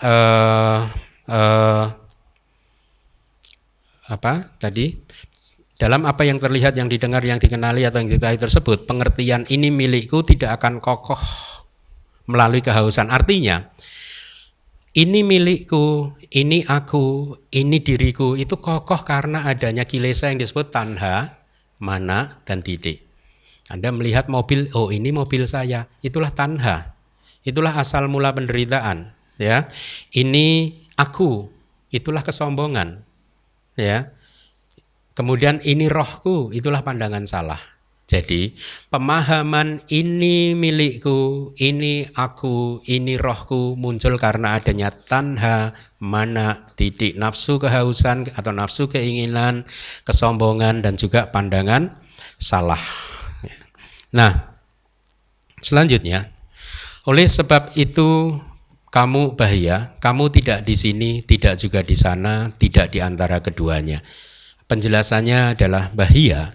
Setiap kali kamu tidak menjadi terikat pada objek yang terlihat, seperti yang sudah saya jelaskan tadi di sana, melalui nafsu dan lain-lain, artinya melalui dosa, loba, dosa, dan moha, maka pada saat itu kamu tidak di dunia ini, tidak di dunia yang lain, tidak juga berdiri di keduanya. Mari kita lihat penjelasannya. Tadi juga ada kalimat, kalau kamu tidak di sini, tidak di sana, dan tidak di antara keduanya, maka inilah akhir dari duka. Hanya inilah artinya, sungguh inilah kehidupan yang berputar-putar. Inilah akhir dari duka yang disebabkan oleh kilesa. Jadi ini realisasi. Setelah melihat proses yang tadi sudah disampaikan, akhirnya bahaya merealisasi. Inilah akhir dari duka yang muncul karena adanya kilesa.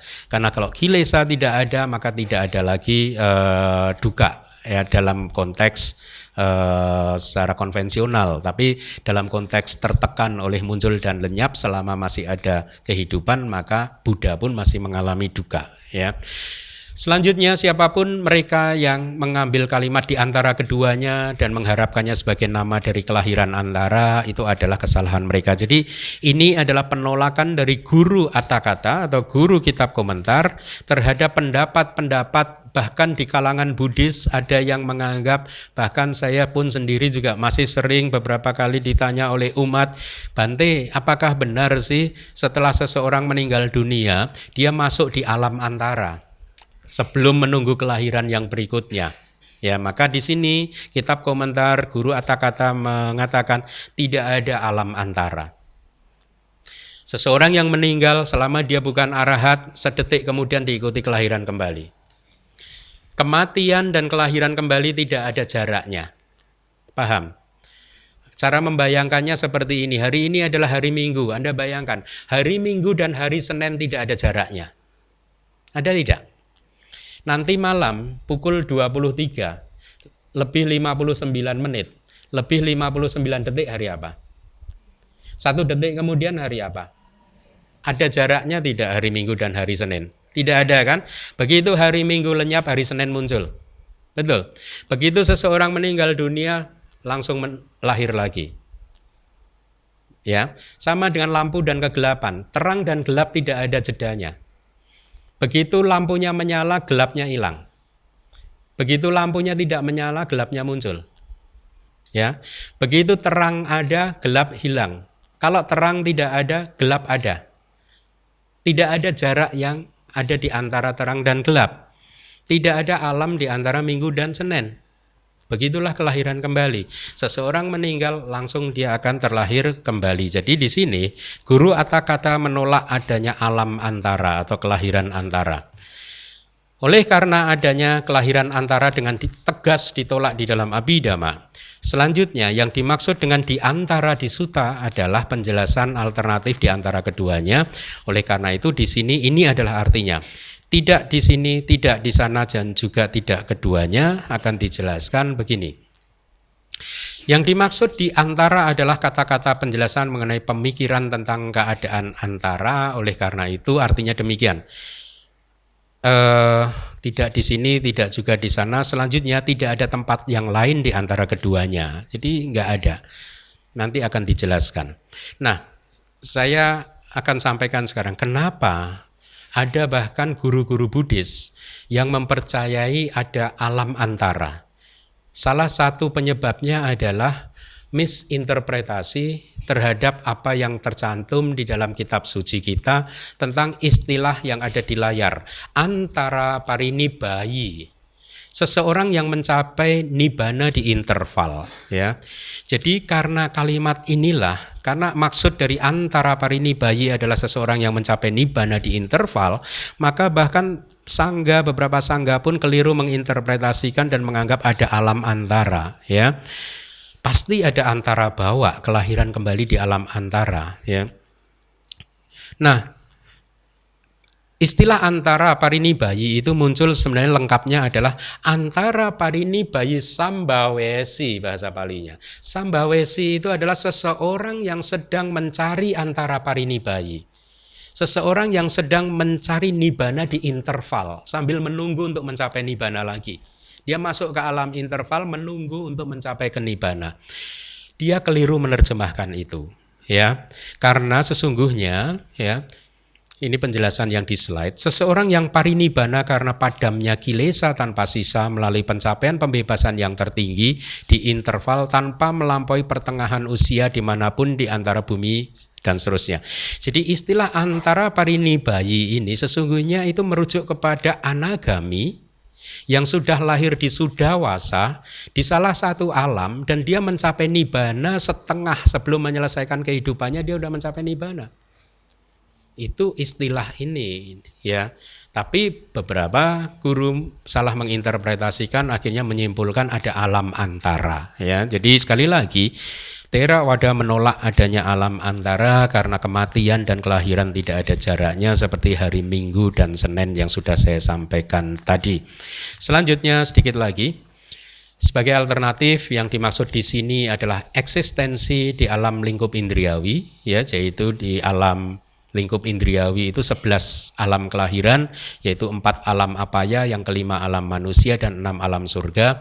Yang dimaksud di sana adalah eksistensi non materi, artinya Brahma arupa. Di antara keduanya adalah eksistensi materi halus atau Brahma materi halus. Itu maksudnya. Oleh sebab itu kamu bahia, bukan karena itu hendaknya dipahami sebagai jalan, kemunculan jalan, kemunculan magga cita. Karena magga cita itu mempunyai kemampuan untuk menghancurkan loba dosa moha atau menghancurkan semua bentuk kilesa. Ketika kamu bahia bukan karena itu, maka kamu bahia tidak di sana. Ini artinya juga alternatif penjelasannya adalah buah atau pala, ya. Kemudian ketika kamu bahia tidak di sana, maka kamu bahia tidak di sini, tidak juga di sana, tidak di antara keduanya. Itu adalah penjelasannya adalah elemen parinibbana tanpa bahan bakar kehidupan yang tersisa. Jadi kita mengenal nibbana itu bisa dibedakan menjadi dua. Kalau ini kan anupadisesa parinibbana dhatu. Elemen parinibbana tanpa bahan bakar yang tersisa itu artinya apa? Ketika seorang arahat, paceka Buddha, dan Buddha sudah parinibbana, itu disebut anupadisesa. Karena kontrasnya adalah saupadisesa. Elemen nibbana dengan bahan bakar yang masih tersisa, yaitu merujuk kepada arahat, paceka Buddha, dan Buddha pada saat beliau masih hidup. Beliau sebenarnya sudah mencapai nibbana, tetapi karena masih hidup, masih mempunyai 5 agregat. 5 agregat ini disebut sebagai bahan bakar kehidupan. Maka disebut elemen nibbana dengan bahan bakar kehidupan yang masih tersisa, masih hidup. Ya, atau juga nibbana bisa dibedakan menjadi dua, yaitu kilesa parinibbana. Pada saat para Buddha dan seterusnya itu masih hidup, dia disebut sudah mencapai kilesa parinibbana. Kilesanya sudah padam semua. Tapi begitu beliau meninggal dunia disebut kanda parinibbana. Agregatnya padam semua. Iya, itu perbedaan nibbana. Sedikit lagi, melalui tiadanya genggaman, artinya setelah tiadanya cengkraman dari noda-noda batin, nafsu sensual, dan lain-lain, dan seterusnya, ya. Saya rasa ini bisa di-skip. Selanjutnya, telah terbebaskan artinya telah lepas disebabkan oleh pembebasan melalui penghancuran. Beliau sudah menghancurkan semua kilesa dan reda, ya. Jadi ini kemunculan jalan dan buah yang tertinggi itu. Nah, ini ada sedikit background story, ya. Kehidupan lampau di zaman Buddha Kassapa. Jadi diceritakan begini. Anda kalau nggak membuka kitab komentar juga nggak tahu alasannya kenapa bahaya diseruduk kerbau kan? Nah, ini alasannya ini. Ini alasannya. Ya, ini sekarang harusnya ada sound efeknya jangan.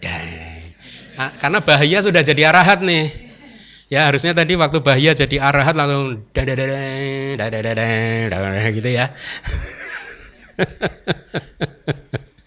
Nah, kan ada kan bahaya diseruduk kerbau kan? Ya, ini background story-nya.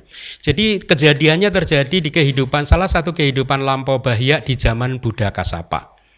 Diceritakan bahwa selama 20 tahun bahaya di masa itu, namanya pasti bukan bahaya, ya. Dia melakukan samana dhamma. Samana dhamma itu dhamma pertapa, tugas dan kewajiban sebagai seorang biku, yaitu mengembangkan jalan mulia berunsur 8, pariyati dan patipati, itu samana dhamma, ya, tugas. Jadi biku itu punya samana dhamma, pekerjaan atau kewajiban atau tugas sebagai seorang pertapa, yaitu pariyati dan patipati, ya. Jadi selama 20 tahun di zaman Buddha Kassapa, ya, dia selalu melakukan samana dhamma dengan tekun, tetapi dia tidak pernah melakukan pertolongan dengan memberikan satu jubah atau patah pun kepada biku siapapun, karena dia berpikir, ya, itu adalah tugas masing-masing. Gitu. Jadi meskipun dia itu mempunyai lebih, dia tidak mau memberikannya kepada biku yang lain. Enak aja. Kamu udah mau jadi biku ya harus cari sendiri gitu. Kira-kira begitu ya. Jadi dia pelit begitu itu. Alasannya gitu karena udah sepantasnya seorang biku memperoleh kebutuhan pokok yang digunakannya sendiri melalui tangannya sendiri. Tidak boleh menunggu pemberian dari orang lain gitu. Jadi sebagai biku dia kayak begitu itu, nggak mau memberi gitu. Nah, Diceritakan bahwa dia pernah menjadi di salah satu kehidupan yang lain, dia pernah menjadi seorang pencuri ketika dunia ini sedang kosong dari Buddha. Ingat, kita pun sering mengalami itu. Lahir sebagai manusia pada saat dunia ini kosong. Artinya kosong itu nggak ada ajaran Buddha.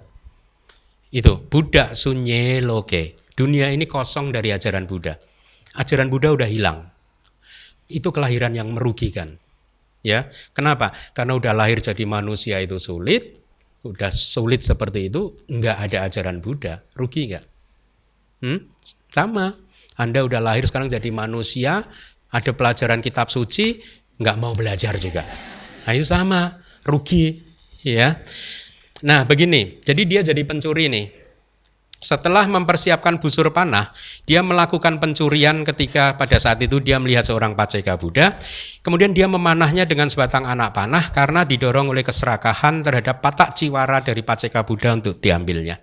Jadi dia mencuri patak dan ciwara. Patak itu mangkok yang untuk pindah patak itu. Ciwara itu jubah. Ya dia melihat paceka Buddha pengen mencuri itu. Ya. Disebabkan oleh perbuatannya tersebut, maka patak ciwara yang diciptakan melalui kesaktian atau pemberian para dewa tidak akan pernah dia dapatkan. Jadi karena karma buruknya itu, maka dewa tidak mau memberikan juga patak ciwara ke dia. Karena ada kejadian kalau pada saat seseorang umat rumah tangga menjadi arahat, maka dewa akan turun untuk memberikan patak dan ciwara. Nah, dalam kasusnya Bahya di kehidupan lampau karena karma buruknya itu, maka dia tidak akan mendapatkan itu. Makanya begitu jadi arahat di depan Buddha Gautama, mana nih dewanya kok nggak memberi saya patak? Akhirnya dia cari-cari kan, cari tengah jalan diseruduk, kan begitu ya, kronologinya kan begitu. Jadi dia gagal mendapatkan patak ciwara. Jadi mengetahui hal tersebut, Buddha juga tahu, memang karma itu harus berbuah, begitu. Makanya guru juga atau Buddha tidak memberikan pentahbisan dengan menggunakan ehibiku. Ehibiku itu kemari biku. Jadi itu salah satu bentuk penahbisan biku, di mana sangat sederhana sekali. Buddha hanya mengucapkan ehibiku dan dia jadi biku. Tapi Buddha tidak memberikan itu.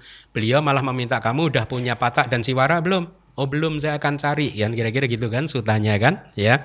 Nah, ketika dia pergi dalam usaha untuk mencari patak ciwara, seekor lembu menyeruduknya dengan kecepatan yang tinggi, menghantamnya dan menyebabkan nyawanya putus. Berkaitan dengan cerita ini maka dikatakan di dalam sutta, lalu tidak lama setelah kepergian Begawan, seekor lembu yang masih muda menyerang dan mencabut nyawa Bahya Daru Cirya. Gitu.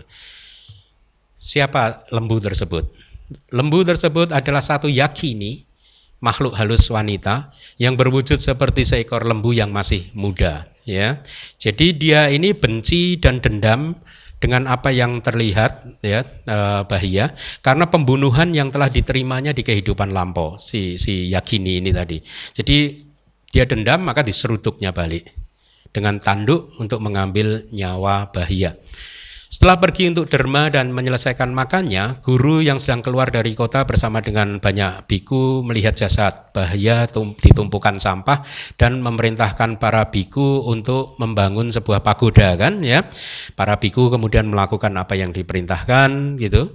Oh, ini tadi kerbaunya menyerang, itu artinya menaklukkan dan menginjak-injak. Selanjutnya, setelah selesai membangun pagoda, mereka pergi ke wihara. Setelah mendekat ke guru, memberitahu tugas-tugas pribadi yang telah dikerjakan, mereka menanyakan kelahiran kembali Bahya. Ya, Buddha menjawab bahwa Bahya sudah parinibbutta. Parinibbutta ini mati tanpa lahir, padam, sudah padam, gitu. Ya. Kemudian para biku bertanya, wahai Bante, Bante telah mengatakan bahwa Bahya Daru Cirya telah mencapai kearahatan. Kapankah dia mencapai kearahatannya itu? Jadi kapan Bahya itu jadi arahat? Buddha menjawab ketika mendengarkan dhammaku, dhamma saya, ceramah dari Buddha. Ketika telah dikatakan, kemudian para biku bertanya, akan tetapi kapankah dhamma itu disampaikan oleh Begawan ketika sedang berdiri di pinggir jalan hari ini ketika pergi untuk derma tadi? Nah, jadi arahatnya di sana. Di pinggir jalan. Terus dijawab, wahai Bante, wah simpel sekali. Nah, enak kan ini. Anda langsung kan kalau denger yang simple gini kan melek lagi kan? Punya kesempatan nih saya nih ya, simpel sekali. Setelah berdiri di pinggir jalan, Dhamma disampaikan oleh begawan. Bagaimana dia bisa menghasilkan kualitas spesial sepat itu? Nah, inilah rahasianya. Wahai para biku, apakah yang menjadi ukuran sedikit atau banyaknya Dhammaku, kata Buddha? Beraneka kata atau syair yang terdiri dari 1000 kata yang tidak bermakna tidak lebih baik. Akan tetapi bahkan satu kalimat syair pun yang bermakna adalah lebih baik. Kemudian Buddha menyampaikan syair Dhammapada 101, syair nomor 101. Satu kalimat di dalam gata atau di dalam syair lebih baik dari bahkan satu syair berisikan 1000 kata yang tidak memiliki makna. Siapapun yang telah mendengarnya akan menjadi tenang. Setelah mendengarkan syair di dalam Dhammapada ini, Buddha berkata, tidak hanya dia telah parinibbana, akan tetapi dia juga adalah seorang yang pantas untuk dipuja dan dihormati karena keadaannya yang tertinggi dalam hal pengetahuan yang lebih tinggi yang cepat, kipa abinya. Jadi Bahia itu adalah etadaga, murid yang terunggul dalam hal kesaktian, pencapaian kesaktian yang paling cepat. Ya, di antara para biku muridku gitu. Wahai para biku, di antara para biku murid-muridku, dialah yang terunggul dalam hal pengetahuan yang lebih tinggi, yang tercepat, yaitu Bahia dari Daru Cirya. Buddha mengukuhkan Bahia sebagai murid yang terunggul. Cerita ini berkaitan dengan apa yang telah disampaikan di Sutta. Kemudian begawan pergi untuk mencari makanan dan seterusnya, memerintahkan untuk meminikan pagoda dan seterusnya. Gitu. Anda masih ingat tekadnya dari Bahia di Sutta yang pertama ketika melihat Buddha Padumuttara mengukuhkan salah satu muridnya menjadi ini kan? Biku yang cepat sekali juga kan mencapai tingkat kesucian ini, maka dia pengen juga kan jadi murid yang tercepat juga kan ya, dia terpenuhi nih. Anda nanti setelah berbuat baik mengucapkan aspirasi, semoga saya juga bisa jadi etadaga nanti ya. Nah, buatkan sebuah pagoda untuknya. Setelah mengambil relik tubuh Bahia, mereka membuatkan sebuah cetia untuknya. Sehubungan dengan hal tersebut, guru telah mengatakan alasannya, wahai para biku, seorang teman biku kamu telah meninggal dunia. Ya, jadi dikremasi. Seseorang yang setelah mendengarkan Dhamma di dekat guru atau setelah memahaminya, tidak mengamalkannya sesuai dengan yang diinstruksikan, dinamakan sebagai seorang yang menyulitkan guru. Jadi ini berkaitan dengan kalimat di Sutta, kan Buddha mengatakan kan, wahai para biku, Bahia telah berlatih sesuai dengan Dhamma. Dia tidak menyulitkan aku dalam hal yang berhubungan dengan Dhamma. Itu penjelasannya ya. Dia tidak menyulitkan Buddha dalam hal Dhamma di sana karena patuh dia dalam kepatuhan dia dalam menjalankan ajaran sesuai dengan yang diinstruksikan gitu. Atau tidak dalam hal yang berhubungan dengan Dhammaku, artinya tidak dalam hubungan dengan Dhamma ini. Hal ini telah dikatakan sasanaku ini tidak menyulitkan karena apabila telah dilatih dengan benar menjadi sebab untuk terbebas dari duka dan seterusnya. Jadi intinya Bahia bukan seseorang yang menyulitkan guru. Setelah mereka memahami makna dari hal tersebut, artinya memahami keadaan padam total karena elemen nibbana, Bahia tera dengan bahan bakar kehidupan yang tanpa sisa tersebut, begawan kemudian mengungkapkan ungkapan penjelasan tentang pengalaman parinibbana yang tanpa landasan untuk berpijak. Artinya tadi di sutanya kan ada kalimat di mana air, tanah, api, angin tidak memiliki pijakan ya. Jadi di mana itu artinya di nibbana yang di dalamnya air tidak memiliki pijakan, tanah, api dan angin tidak memiliki pijakan, tidak kukuh. Artinya di dalam nibbana tidak ada elemen tanah, air, api dan angin. Dhamma-dhamma yang terkondisi apapun tidak eksis di sana sedikit pun juga. Ya. Di sana rembulan tidak muncul, di sana bintang-bintang tidak bersinar, matahari tidak tampak, rembulan tidak muncul dan seterusnya. Ya, rembulan, bintang tidak bercahaya, matahari tidak tampak karena matahari yang memiliki kemampuan untuk menyebarkan cahaya di 3 pulau seketika tidak bersinar di nibbana. Tapi dikatakan nibbana gelap gulita juga tidak. Ya, di sana rembulan tidak muncul Seandainya di sana ada rembulan, tidak ada rembulan matahari, maka akan seperti tempat di antara Lokantarika tadi yang pagi di Dana Makan Pagi kita sempat membahas. Satu tempat di antara dua sistem dunia yang gelap gulita yang minggu lalu juga sudah saya sampaikan, yang menjadi gelap total dan selamanya. Akan tetapi kegelapan tidak dikenal di dalam Nibbana. Jadi beda dengan black hole. Nibbana tidak gelap seperti itu. Kenapa? Karena yang dinamakan kegelapan tidak bisa eksis di dalam dhamma yang tidak memiliki rupa. Ini penjelasan kitab komentar.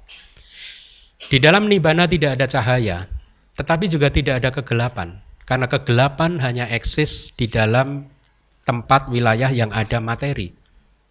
Ya, dan ada rupa, fenomena materi, itu penjelasannya. Sedikit lagi ini. Ketika orang suci, seorang Brahmana telah memahami dengan kebijaksanaannya sendiri, artinya disebut sebagai orang suci karena disertai dengan kesempurnaan moral di dalam perilaku tubuh dan lain-lain yang disebabkan oleh pengetahuan jalan atau magga yang telah memperoleh nama sebagai kebijaksanaan yang berasal dari pemahaman tentang 4 kebenaran. Seorang Arya Sawaka atau murid suci adalah seorang Brahmana yang telah memperoleh nama sebagai orang suci yang disebabkan oleh penembusan beliau yang juga disebut sebagai kebijaksanaan. Kemudian dia terbebaskan dari suka dan duka, terbebaskan dari materi dan materi, artinya setelah pengetahuan Nibbana dia terbebas. Materi adalah dhamma materi karena kehidupan dikarenakan olehnya kehidupan dengan 5 agregat dan kehidupan dengan 1 agregat telah diambil. Saya rasa itu cukup penjelasannya. Terima kasih.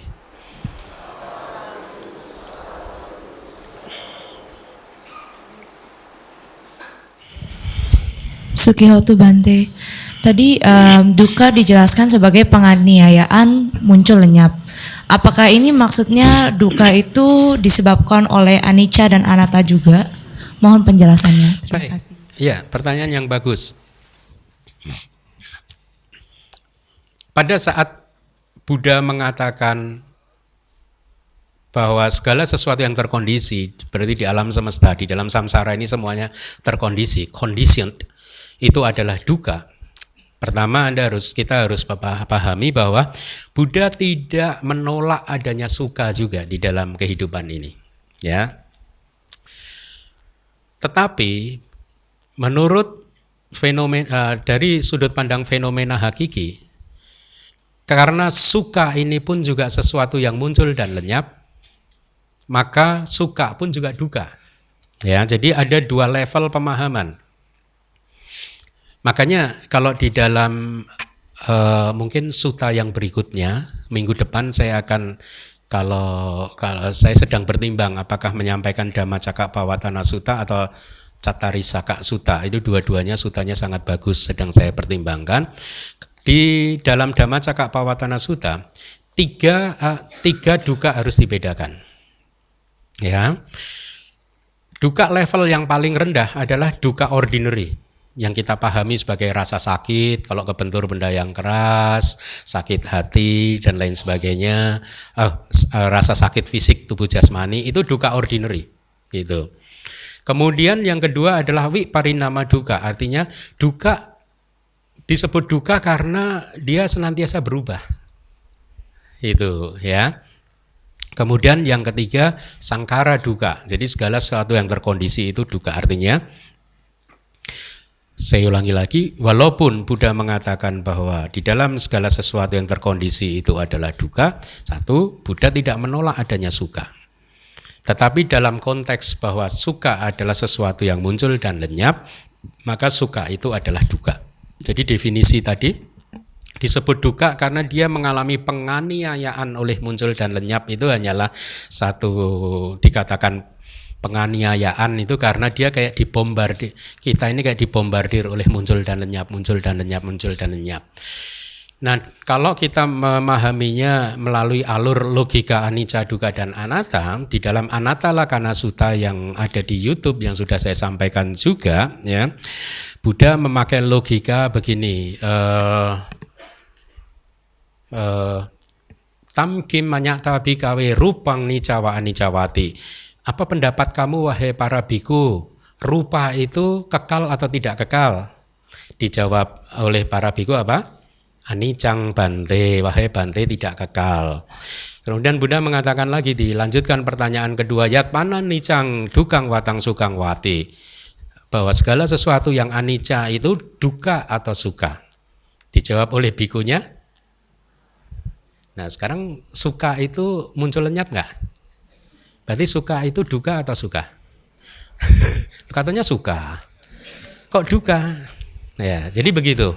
Ya karena dibombardir oleh muncul dan lenyap maka itu duka. Nibbana tidak ada muncul dan lenyap. Maka nibbana tidak, di dalam nibbana tidak ada duka. Oke? Ya, oke, cukup.